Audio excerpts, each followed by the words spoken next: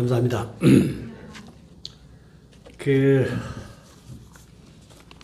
지난번에 한번 대중가요사를 말씀을 드린 적이 있습니다. 그것이 보니까 작년 4월이었어요. 우리가 이제 음악을 소개하고 음악과 대중을 연결하는 직업을 디스크조키라고 하니까 그런 직업에 있으면서 우리가 거의 70~80%는 외국 음악을 소개를 하고 있습니다. 그런데 한국 음악, 우리 대중가요도 또 많이 소개를 하죠. 근데 대중음악이 과연 어떻게 흘러왔는가 여기에 대해서 잘 모르시고 해서 지난번에 한번 말씀을 드렸었고, 오늘은 좀 다른 얘기입니다. 옛날 얘기를 한번 하겠습니다. 천천히 여러분 재미 삼아서 들으시고, 그리고 또 꼭 필요한 얘기입니다. 음악을 듣기 위해서는 우리가 여러 가지가 있죠. 음반을 집에서 듣는 방법도 있고, 혹은 공연을 가서 보는 것도 있고. 그런데 우리는 디스크조키는 어떤 공간에서 음악을 소개를 합니다. 그러면 그것을 듣는 사람들이 있죠. 그 공간에 관한 얘기. 과연 음악실은 어떻게 변해왔는가 생각해 보셨는지 모르겠습니다. 우리가 몸담고 있는 음악실은 어떻게 변해왔는가? 아주 중요한 얘기죠. 음악이 있습니다.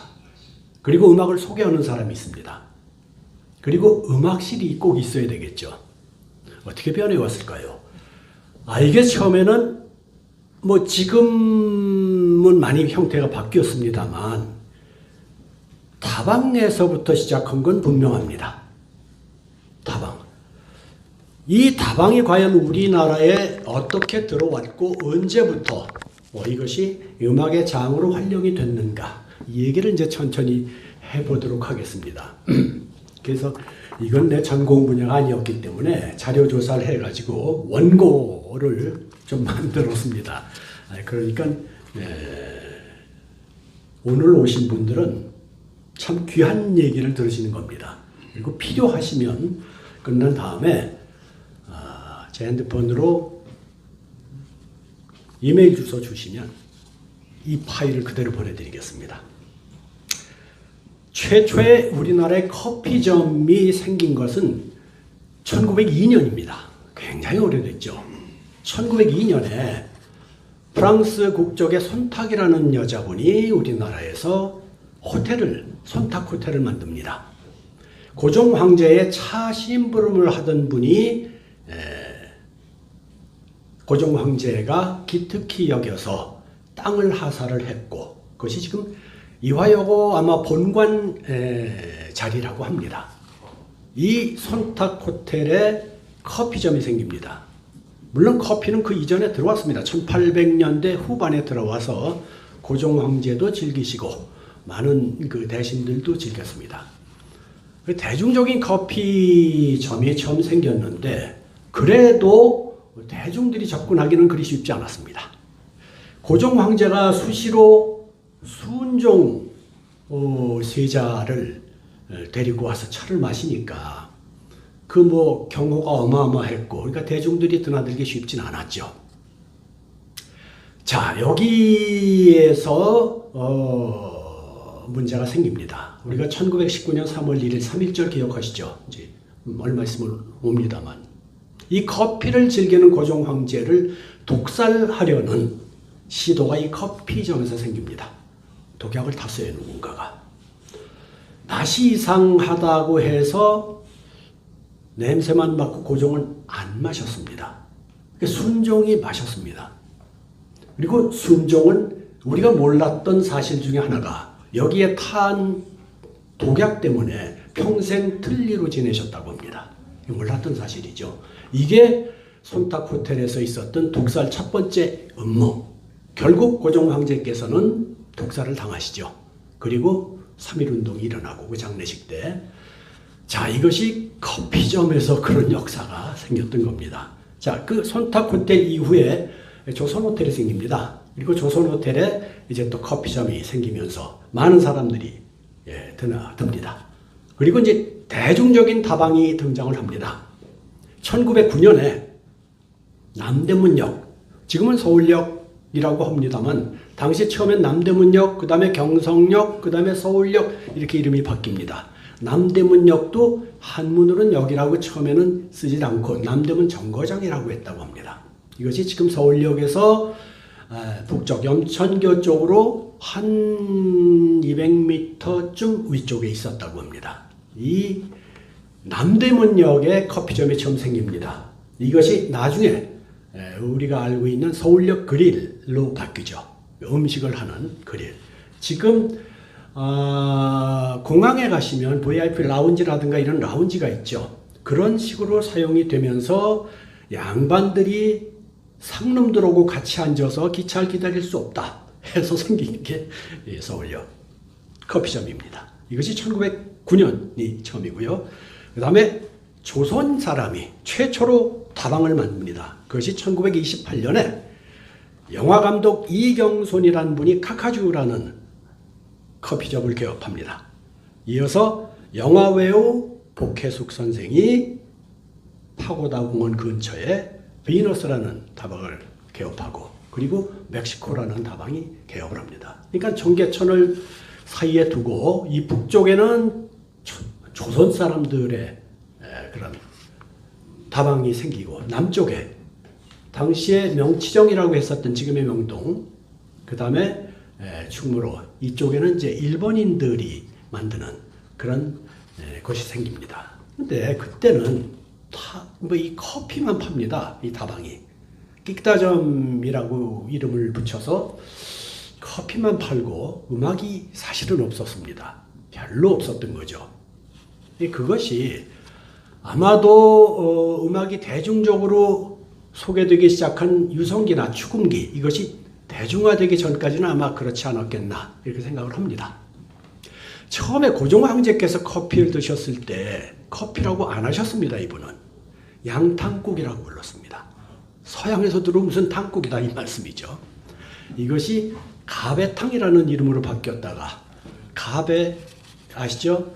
커피의 일본 중국식 발음 가베라고 합니다. 그것이 이제 커피가 되죠. 그리고 최초의 음악 감상을 했던 이제 그야말로 음악실이 생깁니다. 1932년에 지금의 시청 건너편의 프라자 호텔에서 소공동으로 들어가는 그 초입구, 그러니까 프라자 호텔의 왼쪽 끝이 되겠습니다. 거기에 2층 건물이 있는데 여기에 이순석이라는 조각가, 미술가 이분이 일본 유학을 다녀와서 커피점을 엽니다. 그리고 1층에는 낭낭이라는 커피점, 낭낭 파러라고 불렀습니다. 당시에 만들고 2층에는 자기 아틀리에를 만듭니다. 자, 그때 이 다방을 만들었을 때 비판이 많았습니다. 왜냐하면 그 일대는 상당히 황량한 지대예요. 지금 우리가 보면 시청 있고 그 다음에 프라자 호텔 있고 뭐 소공동 있고 조선 호텔 있고 굉장히 그 번화합니다만 그때만 해도 거기는 황량한 곳입니다. 그래서 거기서 그런 걸 해서 되겠는가 했는데 특징을 구가했습니다. 이분이. 그래서 화가 구본웅에 의해서 내부 장식을 하게 하고 그 다음에 잘 아시는 천재 시인, 천재 소설가 이상이 외부 디자인을 합니다. 그래서 정말 서양식, 구라파식 그런 다방이 생기죠. 그런데 제가 또 이 조사하면서 본 결과 음악을 감상하는 것이 매주 금요일이었는데 금요일에 잡음을 잡기 위해서 톱밥을 깔았다 하는 기록을 제가 봤는데 최근에 본 기록에는 이것이 금요일만 깔은 것이 아니라 상설로 깔았다고 합니다. 톱밥과 모래, 강모래를 깔아서 들었으면 도대체 발소리가 들리지 않는 것이죠. 그러니까 방음이 철저하게 된 겁니다. 그래서 매주 금요일에 7시부터 2시간 동안 음악 감상을 합니다. 커다란 축음기를 놓고 음악 소개를 하고 그리고 듣고 그리고 좌석이 크지가 않으니까 한 사람이 퇴장을 해야 한 사람이 들어갑니다. 거기에 당대 문인 예술인들이 전부 드나듭니다. 자, 그 기록에 보면 뭐 이서구 선생이나 혹은 뭐 시인, 뭐 문객들이 어마어마하게 많은, 그 다음에 음악인들이 드나드는 문화공간이 되죠. 최초의 DJ는 누구일까요? 우리 여기 최동욱 선배님 계십니다만, 당시에도 최초의 DJ를 하신 분이 변동욱이라는 분입니다. 김정선, 변동욱 이 두 분이 음악 소개를 했습니다. 문학을 전공한 문학도들이었는데 이분들이 음악 소개를 했죠.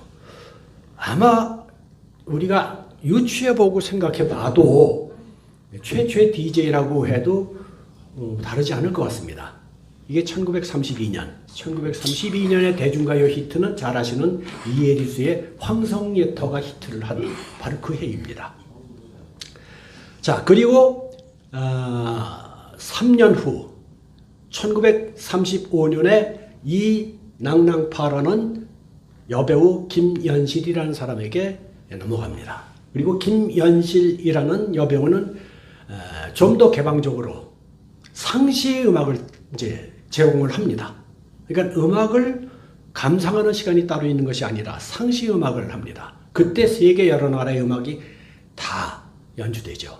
그러니까 처음에 음악 소개를 했을 때는 순수 음악, 그러니까 클래식을 소개하는 것으로 음악 감상을 했는데 김연실이 경영하면서 세계 음악이 다 나오고, 그리고 우리나라의 빅터 레코드라든가 이런 음반사들이 들어와 있었는데 그 음반사의 신보도 소개를 했답니다.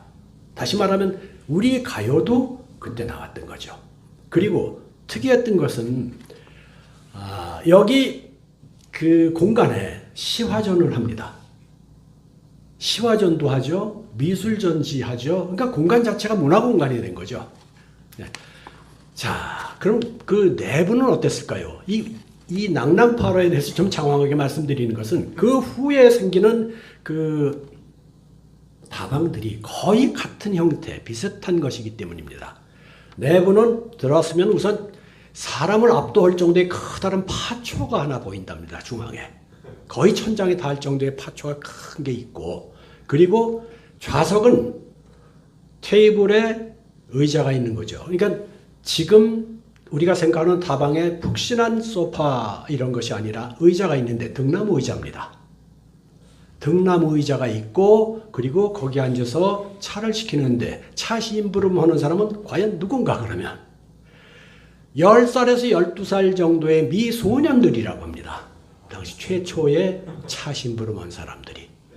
그 후에 경쟁이 심해지면서 이제 마담이 생기고 레이지가 생기고 하는데 처음에는 그렇게 미소년들이 했습니다. 그 기록과 함께 그 사진이 나와 있는데 정말 근사해요. 양장을 한 그 여자 손님들이 나와서 지금 명동에서 보는 그런 모습의 멋쟁이들이 나와서 앉아 있습니다. 그리고 나비 넥타이를 한 신사들도 있고, 지금 그런 모습 늘 우리가 보는 그게 32년도에 있었다는 거죠. 자, 그렇게 해서 문을 엽니다. 그리고 그 다음부터는 다방이 이제 우후죽순처럼 생기면서, 그러면서 음악 감상이 본격화됩니다. 낭낭의 라이트 뮤직은 아까 말씀드린 대로 김연실에 의해서 그렇게 이제 세계 각국의 음악이 공연되기 시작했고, 그 다음에 그런 다방들이 많이 생기면서 벽화 시대라는 얘기가 또 나옵니다. 벽화. 어느 일정한 시간에 와요. 손님이 오면은 의자에 앉아서 벽에 기대입니다. 그리고 눈을 지그시 감습니다. 그리고 음악을 듣습니다. 다른 손님이 들어와서 이렇게 봤을 땐 거의 그림 같은 거죠. 벽화하고 다름이 없다는 얘기죠. 자기 지정석이 있어요. 여러분들 잘 아시죠? 음악을 소개하시다 보면 단골 손님이 꼭 자기 앉던 자리에만 주로 앉죠. 이 단골 손님. 이 사람은 언제나 그 자리에 앉아서 벽화처럼 음악을 듣습니다. 그래서 벽화라는 별명, 벽화 시대가 그 시대에 이미 시작이 됐죠. 자, 그렇게 해서 이제 그 유명한 다방들이 훗날까지 남는 다방들이 생기는데 그 시대에 1930년대 중반입니다. 경성역 앞 지금의 세브란스 건물이 있죠. 당시에는 세브란스 병원이 있었는데 그 자리에 돌체라는 음악다방이 생깁니다. 이 돌체라는 음악다방은 정말 음악을 선별해서 잘했기 때문에 결국 그때 당시에는 순수음악, 클래식이었습니다. 대학의 음대생들이 교수님들을 모시고 와서 음악 감상을 하고 그리고 악보를 가지고 와서 맞추어 보고 지휘 연습도 하고 이걸 다방에서 한 겁니다. 그래서 그 돌체는 해방 후에 명동에서 다시 부활을 하게 됩니다. 그래가지고 50년대까지 이 우리가 듣는 팝음악까지를 주도해 나가는 다방으로 유명해집니다. 자, 그러면 그때까지는 뭐 말씀드린 대로 태엽을 감는 전축, 유성기 시대입니다. 그럼 전축 시대가 언제냐? 전기의 전축. 그러니까 지금 우리 오디오 시스템을 말씀합니다. 전축 시대는 30년대 후반에 음악가 이혜종이라는 분이 명동에 황혼이라는 다방을 개업을 합니다. 그래서 전축을 처음 도입을 합니다. 손님들이 이렇게 들을 때 유성기 소리하고는 전혀 다르죠. 유성기는 있는 틀에서 소리가 나옵니다. 전축은 분리된 스피커에서 나옵니다. 전혀 다릅니다, 이게. 그야말로 음악 듣는 분들이 천지개벽을 한 거죠. 그러니까 무대를 바로 보는 그런 느낌이었을 겁니다. 우리가 스테레오 처음 접했을 때 아마 그런 기분이 아니었을까 이런 생각을 하게 됩니다. 그때 매일 음악을 소개하는 분이 또 계십니다. 전문 DJ가 그때 처음 나와요. 이 황원에서. 이름이 딱 명시되어 있습니다. 박경호라는 분이 해설을 합니다.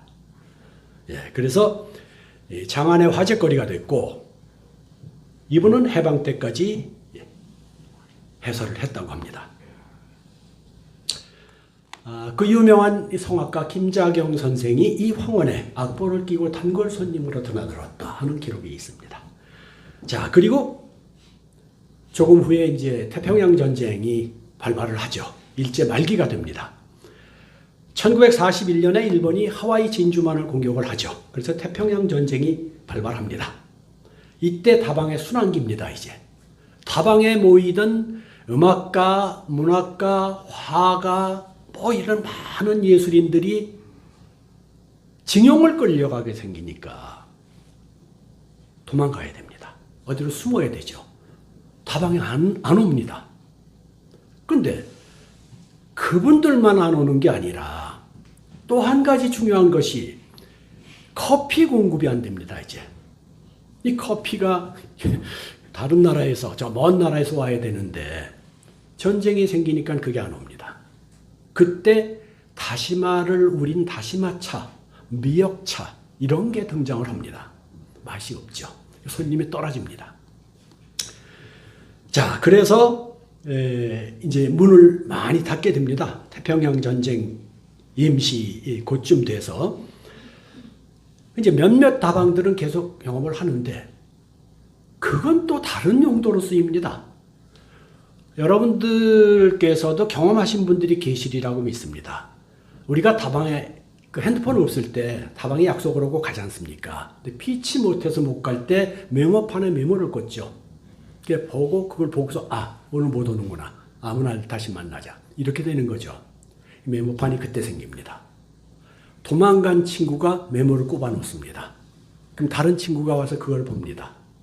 피치 못해서 이 친구가 피했구나. 그 역할을 해야 되는 것이 그때 다방이었죠. 그러니까 우국지사나 혹은 이 예술인들, 이 사람들의 연락망이었던 다방이 많이 문을 닫으면서 이제 메모판에 의해서 메모로 서신으로 하는 그 중요한 역할을 했습니다. 자, 그리고 해방이 되죠. 건너뜁니다, 이제. 해방이 되고 명동. 이제 여기서부터 또 시작을 합니다. 1945년에 해방이 되면서 본정통이라고 불렀던 충무로가 이제 충무로라는 이름을 찾습니다. 그리고 명치정이라고 불렀었던 명동이 명동이라는 이름을 찾습니다. 그리고 해방과 함께 명동에 우리 이름으로 봉선화라는 다방이 문을 엽니다. 그리고 이어서 에덴, 리버티 이런 다방들이 문을 열면서 예술인들이 다시 찾아듭니다. 자, 그리고 앞에서 말씀드린 돌체 시대가 열립니다. 명동공원 근처에 이 털보라는 별명을 가졌던 하석암이라는 분이 돌체를 다시 부활시킵니다. 이때 명동에 유명한 별명을 가진 분이 한 분 단골로 드나드는데 이 돌체에 명동백작이라는 분입니다. 소설가 이봉구 선생인데 기자 겸 소설가입니다. 이분 별명이 명동백작입니다. 지금 아마 낙원동이나 인사동 백작 장민욱 씨 정도 될까요? 자, 예, 아이고 그렇게 불러주고 싶습니다. 제 생각에는. 자, 그런 분이 이제 드나들고 그리고 박윤환, 이진석 이런 분들이 드나들면서 또 그 시와 음악이 만나고 합니다. 이 돌체 시대에 많은 문화예술들이 드나들면서 이 50년대 말까지 이어집니다. 그때 이제 우리 최동욱 선배께서는 잘 아시는 그 은하수라든가 뭐 은성 이건 음악실은 아닙니다. 은성은 대포집인데 최불암 선생의 어머니가 하시던 대포집. 여기에 또 문인들이 그렇게 많이 드나들었죠. 여기에 명동백작 이봉구 선생이 단골이셨습니다. 카운터 앞에 자기 지정석이 있었다고 합니다. 그래서 거기 그림처럼 앉아서 이제 술을 마시는데 친구분들이 찾아듭니다. 거기에 그 유명한 천상병 시인이나 이런 분들이 찾아들고 같이 술을 한 잔씩 하는데 이분의 철학이 하나 있습니다. 자기 좌석에 올 때는 세 가지를 꼭 지켜야 된다는 철학이 있습니다. 그것이 뭐냐 하면은 정치 얘기는 절대 해서는 안 된다. 이것이 있고 두 번째는 이 자리에 없는 사람 얘기는 절대 하지 마라. 세 번째는 돈 꿔달라는 얘기 하지 마라. 그러니까 그 자리가 끝나도 아무런 문제가 안 생겨요. 그 세 가지를 지키니까. 결국 명동백작이라는 별명을 얻을만 했습니다. 네. 그 명동시대, 이분이 1916년생인데 1983년에 뇌졸중으로 세상을 떠나셨습니다. 자, 그리고 6.25 전쟁이 이제 터집니다. 6.25 전쟁과 함께 음악실은 굉장히 변합니다. 6.25 전쟁에 참전국 16개국에서 들어온 음악과 더불어 우리는 천지개벽할 정도의 음악의 변화가 생기죠. 물론 해방 공간에서도 그러긴 했습니다만 1950년 전쟁이 터지고 그리고 피난을 가죠. 피난을 가면서 대구, 부산에 이제 문화가 꼽힙니다. 모든 문화인들이 또 그쪽에 모입니다. 모이는데 한 분이 피난을 못 가신 분이 계십니다. 이분은 왜 못 갔느냐? 음반 때문에 못 갔어요. 갖고 계신 음반이 7,000장이에요. 그때 당시에. 이걸 가지고 와야 되는데 못 가져갔습니다. 그래서 적치하에서 인민군들한테 뺏기고 불타고 어쩌고서 한 1,000장 소실되고 한 6,000장이 남습니다. 그리고 구입할 수복이 되고 그 다음에 1.4 후퇴 때 트럭 2대에다 싣고 결국 피난을 갑니다. 이분이. 그 대구에 정착을 해요. 자, 대구에 정착해서 그 유명한 르네상스 음악실을 개업을 합니다. 르네상스 시대. 네. 이때 이제 전쟁에 참전을 했다가 다리를 다친 시인 전봉건 시인이 이 분을 만납니다. 이 음반 7,000장을 소장했다 6,000장을 가지고 떠나신 분이 박용찬이라는 분인데 이 박용찬이라는 분은 스포츠, 권투도 했었고 그다음 음악, 바이올린도 했었던 분입니다. 근데 음악을 너무 좋아해서 이 외정 때부터 이렇게 음반을 모았던 것이죠. 결국 그걸 가지고 피난을 가서 대구의 향촌동에다가 이 전봉건 선생하고 같이 르네상스 음악 감상실을 만듭니다. 그때가 1951년입니다.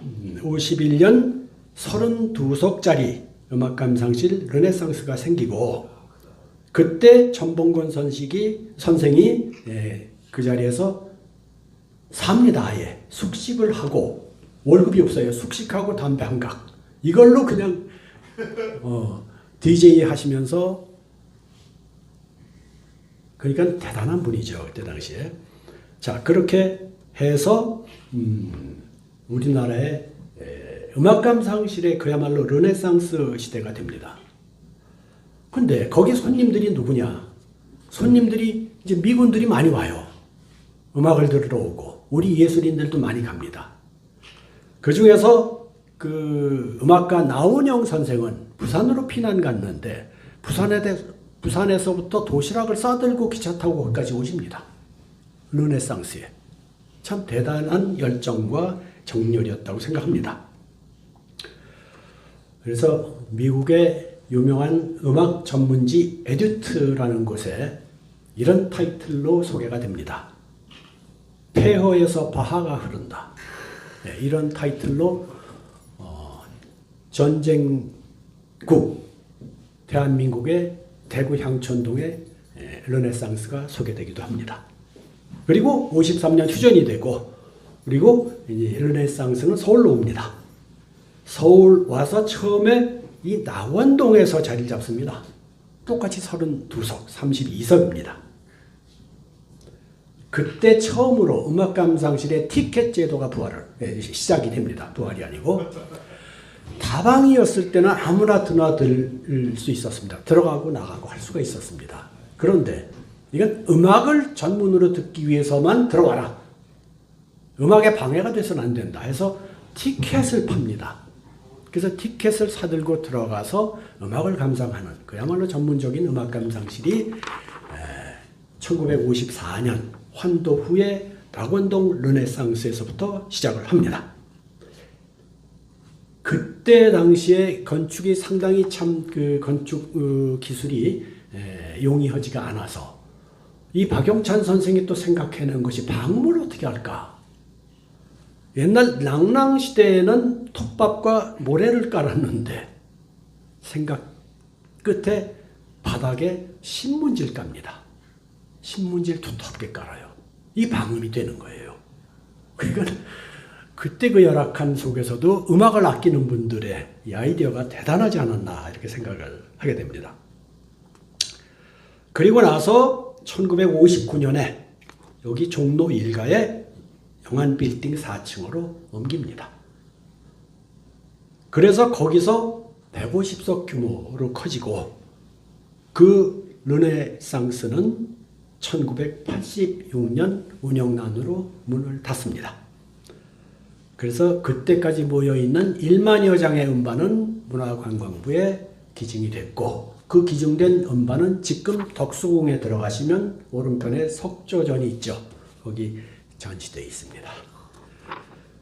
자, 그리고 나서 또 음악 감상실 1961년에 을지로에 아폴로가 생깁니다.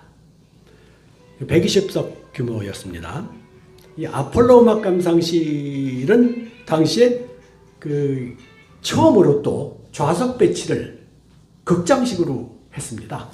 전면을 보게 만듭니다. 전부 다. 무대 쪽 전면을 보게. 그 전까지의 다방들은 그냥 다방 좌석 배치인데 전면 배치를 하게 됩니다. 전면 배치를 하고 그리고 손님들을 받습니다. 그래서 정말 음악 애호가들만 모이고 그래서 별명이 그 아폴로는 아폴로 음대라는 별명을 얻었고 손님들을 상대로 1회 졸업장까지 주는 그런 행사도 했다고 합니다. 그리고 음악을 듣는데 누군가가 옆에서 얘기를 했어요. 그러니까는 음악 듣는데 방해가 된다고 해서 재터리가 날아간 그런 사건이 있었습니다. 그래서 그때부터 아폴로에서는 재터리를 플라스틱, 그 다음에 양은 이런 걸로 바꿨답니다. 알루미늄으로. 사실 있는 얘기입니다, 이게. 요리마라든가 이회수 이런 분들이 단골로 드나든 곳이 아폴로라고 합니다. 자, 그 다음에 음악 감상도 경쟁체가 됩니다. 영상을 띄웁니다. 그러니까 뮤직 그 비디오 혹은 뭐 LD 이런 것처럼 그 DVD 이런 것처럼 영상을 띄우는 음악 감상실이 당시에 처음 생깁니다. 화신백화점 4층에 있었던 메트로 음악 감상실에서 음악을 틀면서 뭐 거의 관련이 있을 법한 영상들을 띄우기 시작합니다. 그리고 매점이라는 것이 생깁니다. 그러니까 음악 감상실에 간이 매점이 생겨서 간단히 빵이나 과자 이런 걸로 요기를 할 수 있게끔, 이것이 역시 또 메트로 음악 감상실에서 시작을 합니다. 그러니까는 조금씩 발전을 하게 되는 거죠. 자, 그리고 나서 본격적인 라이트 뮤직 음악 감상실 세시봉이 생깁니다. 언제냐? 1953년입니다. 1953년에 일명 명동장군이라는 분이 계셨습니다. 이분은 명동백작이 아니고 명동장군입니다. 명동에 터를 잡고 있던 이분은 김씨라고만 알고 있는데 육군 준장 출신이라고 합니다. 명동장군이라는 분이 이 세시봉을 만듭니다. 자, 그때는 이제 클래식이 오히려 구색 음악이 되고 팝 음악이 이제 주로 듣는 주 메뉴가 됩니다. 그래서 이 세시봉은 현재 우리가 알고 있는 세시봉으로 변한 것이 언젠가? 이것은 명동장군이라는 분이 이흥원이라고 하는 우리가 알고 있는 세시봉 주인 그분에게 넘기면서 바뀌게 됩니다. 명동에 있던 세시봉이 화신 근처로 옮깁니다. 옮겼다가 소공동으로 갔다가 다시 무교동으로 옮깁니다. 그렇게 해서 1969년에 마지막으로 서울의 음악감상실, 라이트 뮤직 음악감상실의 마지막 문을 닫게 됩니다. 그때 당시에 이 즈음에 카네기 음악감상실, 라스카라 음악감상실, 디시네, 뉴월드, 시보네, 아카데미 전문 음악감상실들이 생깁니다. 자, 이 중에서 전문 우리 두 어른들 제외하고 전문 음악감상실에 가보신 분 혹시 있으신가요? 그때 당시 장민욱 선생님 가보셨어요? 어디 가보셨나? 그거는 이제 클래식이고 라이트 음악. 누가 가보셨나? 안 계실 것 같아요. 지금 고문님 말씀하신 라이트 음악이라는 것은 이제 팝 음악을 팝. 예, 그렇죠. 그 이제 기록에는 라이트라고 써 있기 때문에 저도 그렇게 합니다만, 우리 최동욱 그 명예회장님이나 혹은 임국기 고문님, 우리 이성희 선생 이런 분들은 직접 다 경험을 하셨습니다. 그런데 다른 분들이 경험을 안 하셨을 것 같아서 잠깐 말씀을 드리면 뭐가 다르겠는가 하시겠지만, 음악감상실에 들어가면요, 첫째 놀랄 수밖에 없는 게 음악 소리로 서로 대화가 안 됩니다. 그렇게 어마어마하게 큰 소리가 나옵니다. 그야말로 음악만 듣는 거예요. 베이스 기타의 울림 소리가 스피커에서부터 가슴을 치는데 진짜 얘가 울려요. 쾅쾅. 두 사람이 붙어서 얘기하면 얘기가 될까? 한 사람 건너 얘기가 잘 안 될 정도입니다. 정말 한두 시간 동안 거기 있다 나오면 속이 후련해지죠. 정말 스트레스가 해소되는 그런 음악 감상입니다. 그럼 그것과 지금과 뭐가 다를까? 지금은 그래도 우리가 들을 수 있는 음악 조용히 하면 다 듣지 않는가 하겠습니다만, 여러분들은 생각을 좀 달리 해보시면 당시에 뭐 지금도 그럴까요? 나이트클럽이나 클럽 가시면은 정신없이 음악이 나오죠. 음악에 심취하게 만들죠. 그리고 그때 당시에 있었던 오더스탁이나 뭐 이런 외국의 공연에서도 오디오 시스템은 정말 사람의 심금을 울릴 정도의 그런 사운드를 내뿜습니다. 이것이 60년대, 50년대, 60년대의 음악 감상실의 특징입니다. 그래서 그 음악을 한번 그렇게 가서 들으면 두 번 다시 안 가고는 못 빼길 정도로 정말 그렇게 중독이 됩니다. 60년대 젊은이들이 갈 수 있는 곳이 있나요? 없어요.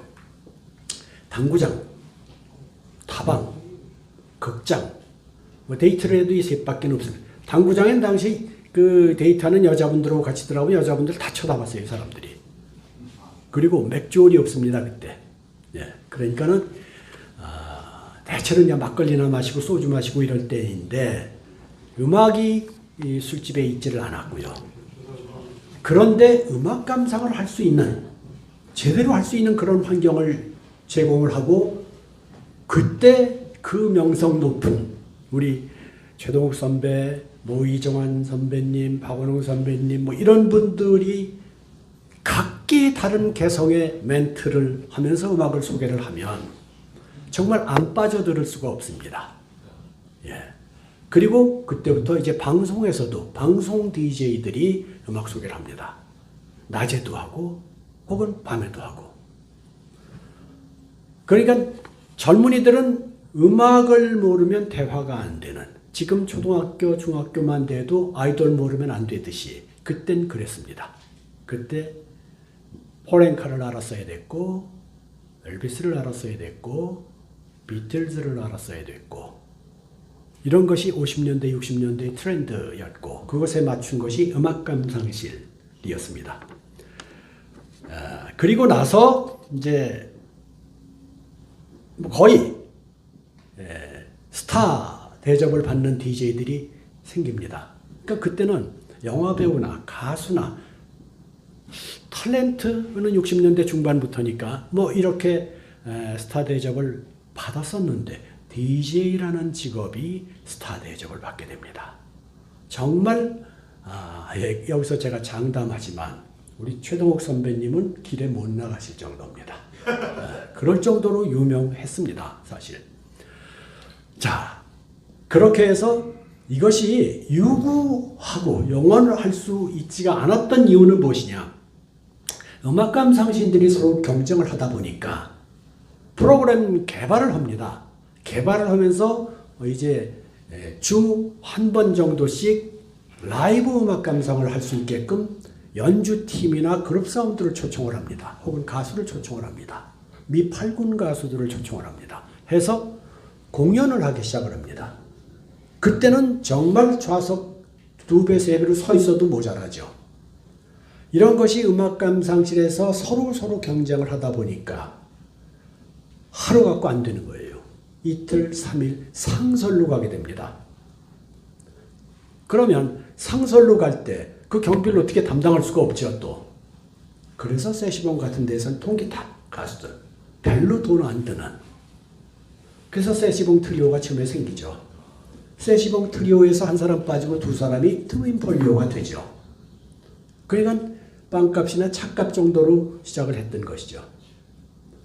그러니까 다른 음악 감상실이 못 견뎌서 다 문 닫게 되고 세시봉만 마지막까지 견딜 수 있었던 것입니다. 자, 그리고 라이브 음악을 전문으로 하는 곳이 생깁니다. 그럼 라이브 음악을 전문으로 하니까 결국은 경비가 많이 들죠. 그러니까 차값 가지고는 안 됩니다. 그래서 술을 팔게 되죠.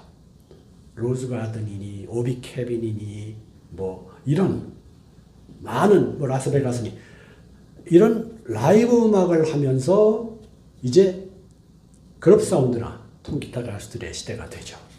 자연히 음반을 듣는 음악 감상실들은 도태되게 됩니다. 그럼 어디에서 언제까지 살아남았을까? 제 기억에는 1990년대까지 살아남았던 것이 부산의 무화음악 감상실이 아닌가 싶습니다.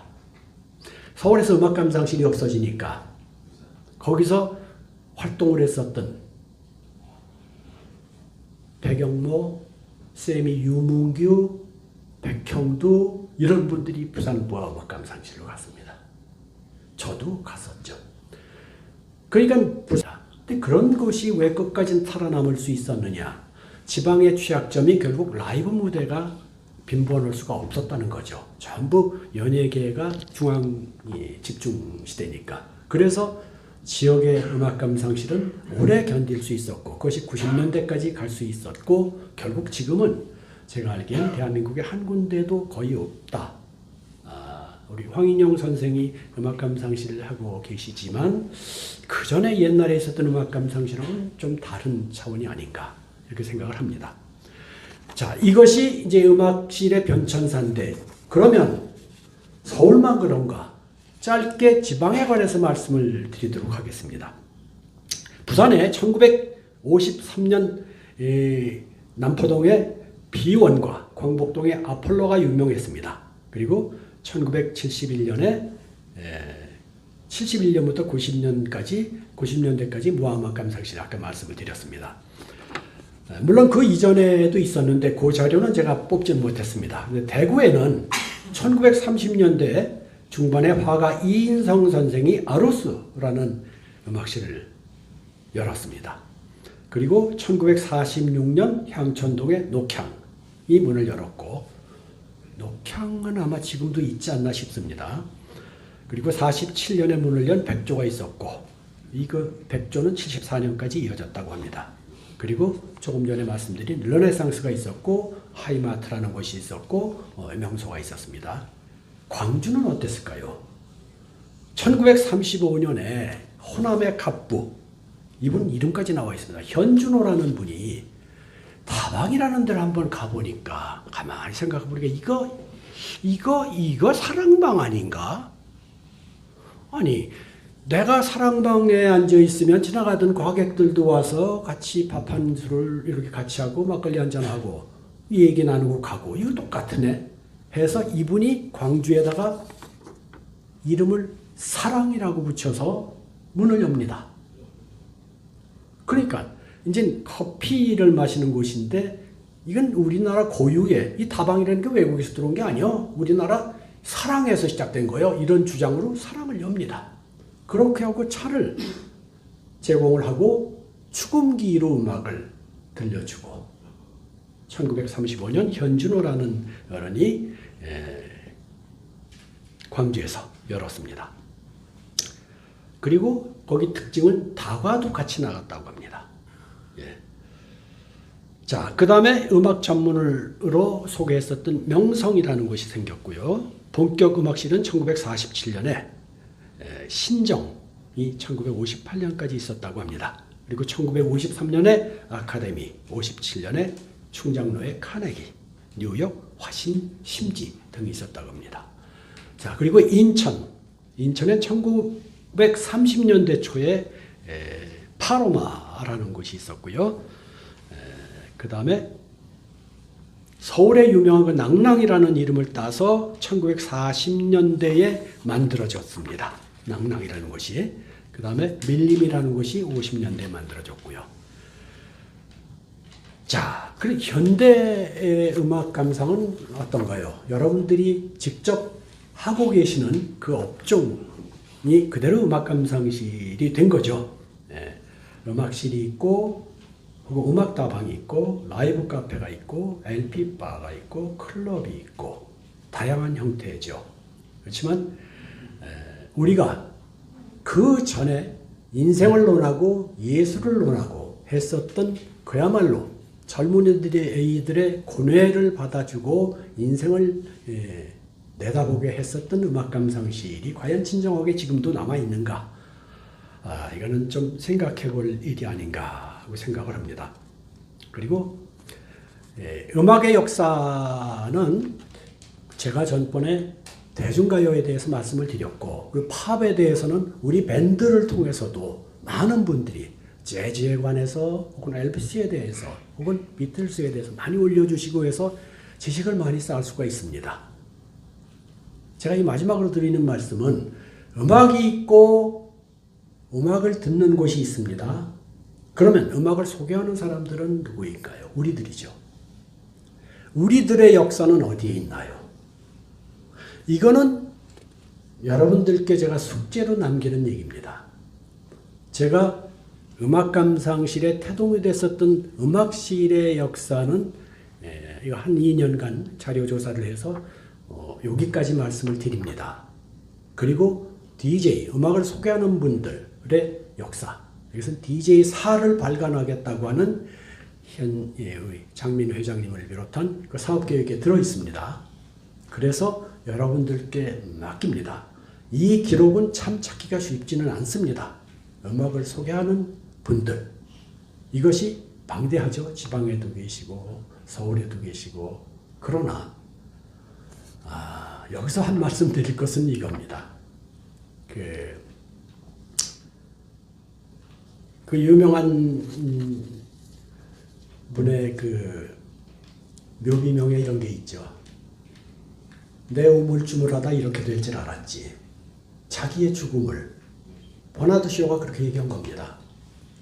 94세에 세상을 떠났는데 그래도 할 일을 다 못했다는 얘기죠. 우물쭈물 하다가 내가 이렇게 될 줄 알았다. 이 땅속에 묻힐 줄 알았다 하는 얘기죠. 시간이 없죠. 그리고 너무 늦었다고 생각할 수도 없습니다. 해야 되죠, 누군가는. DJ 협회 아닙니까, 우리가? 그래서 마지막으로 이 DJ 협회는 60년대 말치 69년, 70년 그때 처음 생겼습니다. 어쨌든. 그래가지고 이제 많은 형태로 변했습니다. 변했고, 그리고 그 기록들은 아마 지금 많이 갖고 계실 겁니다. 보다 보니까 옛날 사진이 있어서 한 장을 제가 보여드립니다. 여기 맨 끝에 계신 분이 백형두 씨입니다. 그 다음이 지미 씨입니다. 그 다음에 여기 계신 분이 울산 MBC 국장하던 강동진 씨. 그리고 이분이 대학로의 항림다방에서 DJ 하던 지금은 화가로 유명한 이종승 씨. 저는 여기 있습니다. 이렇게 해서 DJ들의 축구팀을 만들었던 이 사진이 70년입니다. 그러니까 뭔가는 우리가 남겨야 되고 이걸로 기록이 돼야 되고 그리고 후배들에게 우리가 뭔가 할 일이 있어야 되지 않나 싶습니다. 장시간 들어주셔서 대단히 감사합니다. 네, 방대한 자료 준비해주고 또 매우 유익하고 소중한 시간이었습니다. 질문 있습니다. 회장님 그래. 있습니다. 네. 질문이요. 국장 아닌데요. 아니요, 잠깐만. 여기서 한 5분만 지금 드린 말씀에 대해서 좀 의문 나는 게 있으면 토론 한번 하죠. 한 5분만 하겠습니다. 드린 말씀에서 궁금한 게 있으면 한번 또 질문하시죠. 그러면 예, 장미혁 씨. 이종성 화가님은 제가 알기로는 이제 통계 비전이 나오셔가지고 네, 그래요. 대학 다닐 때 그냥 아르바이트로죠. 예. 잠깐 했던 것 같아요. 잠깐 하면서 이 DJ 협회 일도 하고 축구팀도 같이 뛰고 그랬죠. 그리고 예. 우리 추억장에 오시면서 늘 고모님의 안부를 이상입니다. 고맙습니다. 1930년대, 20년대부터 지금까지의 그 음악실의 얘기, 이 중에서 혹시 궁금한 게 있으시면 얘기해 보시죠. 예, 말씀하세요. 아까 부모님께서 그 소리를 저기하기 위해서 뭐 모래를 깔고 톱밥을 깔았다고 했는데 네. 그게 아까 방음이라고 하셨는데 방음입니까 흡음입니까? 그 흡음이 맞겠죠, 사실은. 그러니까 당시 기록에는 방음이라고 써 있어요, 이 사람들이. 그러니까 이제 음악이 울리지 않게 하기 위해서는 흡음을 시켜야 되는 거겠죠. 그런데 당시에는 방음이라고 해서 기록엔 그렇게 나와 있습니다. 그러니까 내부에서 보면 흡음이고 외부에서 보면 방음 되겠네요. 그렇게 볼 수 있겠죠. 그러니까 60년대 음악감상실의 제일 고민은 그겁니다. 어떻게 이 소리가 밖에 나가질 않는가, 그러니까 밖에 다른 집에 영향을 주지 않고 할 수 있는가, 이것이 고민이었고 30년대, 40년대의 고민은 무엇이냐. 듣는 음악과 이 오신 분들의 소리가 섞이지 않아야 되니까. 그러니까 그것을 또 흡음시키고 음악만 제대로 듣게 할 수 있게 하는 것이 또 관건이었죠. 60년대는 조금 전에 말씀드렸듯이 정말 가슴이 터질 정도의 사운드로 음악을 하니까 이것은 2층이나 아래층이나 혹은 밖에 예, 그건 방음입니다. 그거는. 그래서 못 나가게 해야 되니까 경우에 따라서는요 이런 적도 있습니다. 항의가 들어와서 스피커를 고무줄로 크게 쌓아서 묶어서 공중에 띄운 적도 있었어요. 너무 좋죠. 예, 그렇게 해서 울려 나가지 않게끔 했던 적도 있습니다. 그러니까는 그 역사의 일화들은 참 수없이 많습니다. 그런데 이제 DJ 4를 발간하면서 그 이외의 에피소드나 이런 것은 거기서 다루는 것이 좋을 것 같습니다. 감사합니다.